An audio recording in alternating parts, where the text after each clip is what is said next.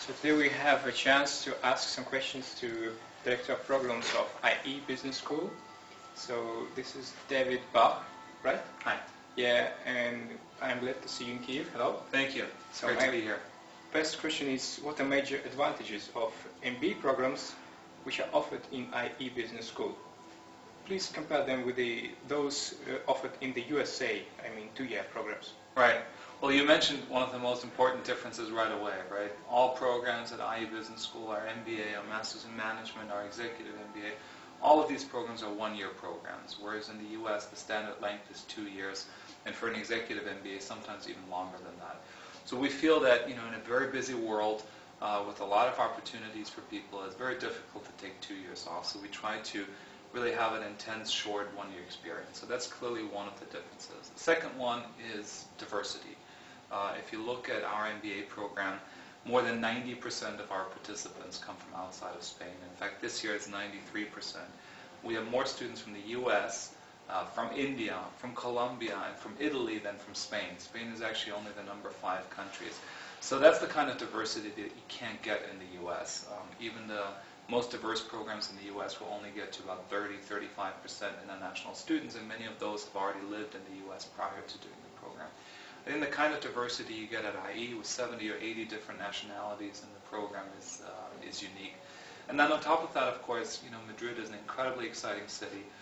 There's a lot happening there, a lot of culture, the opportunity to learn about Spain and the Spanish lifestyle, which of course is important because it's a gateway to Latin America, one of the most important and booming regions in the world. So all of these things, I think, set us apart quite clearly.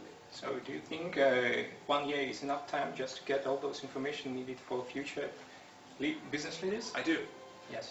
If you look at the number of contact hours in a 1-year program, it's almost as high as it is in a 2-year program. We have shorter breaks, it's more intense. So in the end, we don't really sacrifice in terms of the amount of information people get. Our students tend to be a little bit more mature. They tend to have somewhat more professional experience than in the US. So that helps them assimilate the information a little bit more quickly, even though we have younger participants also. But really there's no evidence whatsoever that graduates of 1-year programs are less successful in their jobs than graduates of 2-year programs. Mm-hmm. As far as I know, a high percentage of those who studied in IE Business School start their own businesses. Mm-hmm. So how is entrepreneurship promoted in the school? Well, entrepreneurship runs all through our school. Our school was founded by a group of entrepreneurs. We are not part of a large university. We were not created by a foundation. We were created by a group of entrepreneurs. And so from the very beginning, entrepreneurship has been very important. There's a required entrepreneurship course in all of our programs. All of our graduates have to write at least one business plan. It's important to underscore, though, that for us, entrepreneurship is not just the act of creating your own company. It's an attitude, it's a mindset, it's a way of seeing the world. You can be an entrepreneur in a large company. We call that corporate entrepreneurship. You can be an entrepreneur in a family firm, family entrepreneurship. You can be an entrepreneur whose main focus is on making a difference in a social or community setting. That's social entrepreneurship. And of course, you can start your own business, independent entrepreneurship. At IE, we support all of these different types of entrepreneurship. We have something called the Venture Lab, which is a special program that students compete to get into. It's a set of support services that will help you develop your business, and at the end, if you're among the very best, you can pitch your business to a group of investors before you graduate. And the truth is, that ultimately is the best possible test. We as professors can test and have exams, but the most important test in the end is, will the investors buy the idea? And that's just one of the ways that we foster entrepreneurship. What kind of an applicant IE Business School is looking for? We get that question all the time, and the answer is that we want to have diversity in our classes. So you should never think that you might not be a good applicant for us at first. What is it that all IE students have in common? I think they're open-minded. I think they're looking for an intense international experience. They are not afraid of working hard. We spoke about this before. It's a 1-year program, so you have to work hard. but they're also not afraid of being challenged. If you're surrounded by people from all over the world, inevitably you're challenged about your own beliefs by others who have very different beliefs. So we want people who are open-minded, who are entrepreneurial, who are willing to work hard and who can work in teams. There's a lot of teamwork at IE. Beyond that, whether you're liberal or conservative, you come from a small business or you want to work in a large multinational, if you want to do a straight-up consulting career or your idea is to launch your own business, younger, older, female, male, as far as that is concerned, the more diversity, the better. That is why IE is probably, as far as I know, the most international business school in Europe. Yeah. And probably in the world.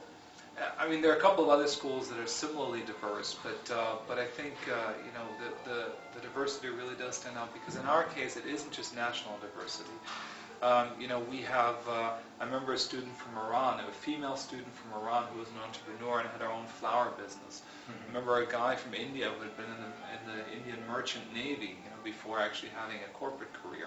So we're talking about not just the countries where people are from, but also the companies that they've worked for. So in the end, you have people from foreign countries, but they've worked in the same 5 Western consultancies as everybody else has. That's not really real diversity. But if you have people from family firms, from the public sector, some of them from non-profits, some of them from small firms that you wouldn't have heard of otherwise, I think that's where you get the real diversity. And in terms of that, I think we're among the most diverse in the world, for sure.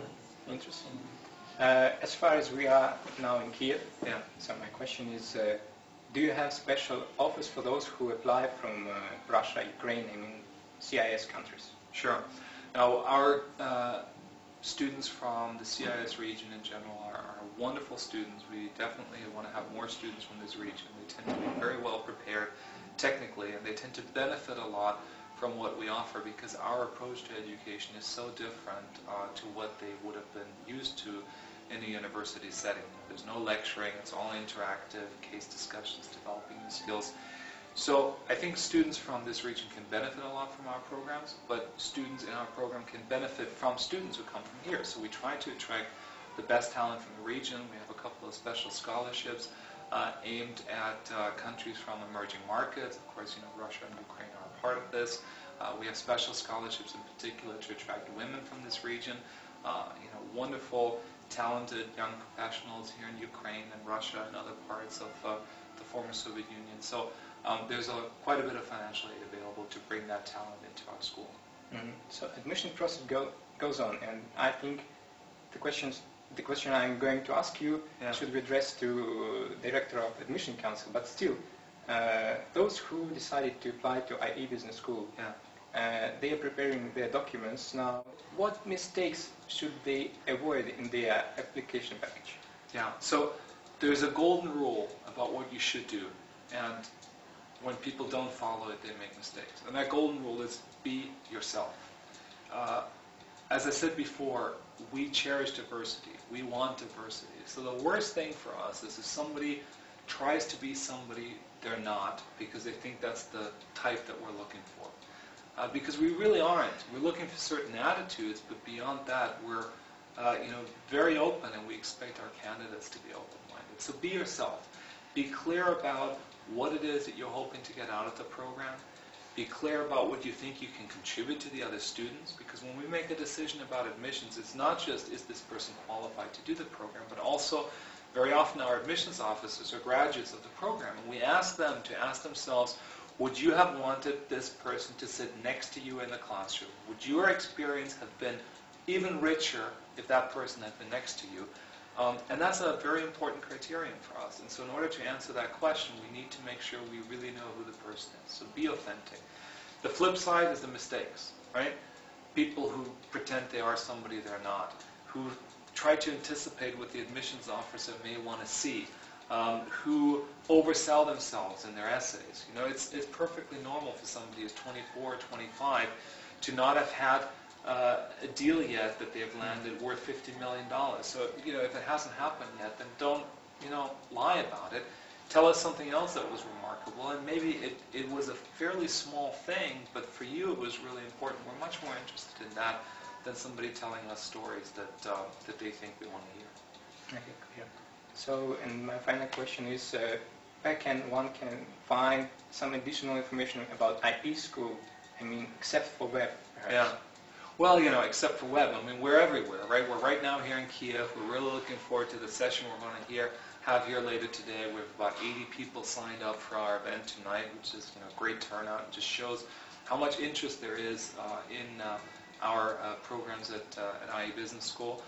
We do events like this frequently in Kiev and in the entire CIS region, of course, really around the world. So come to an event. We also do events online, so you can follow some of our professors teaching sessions online.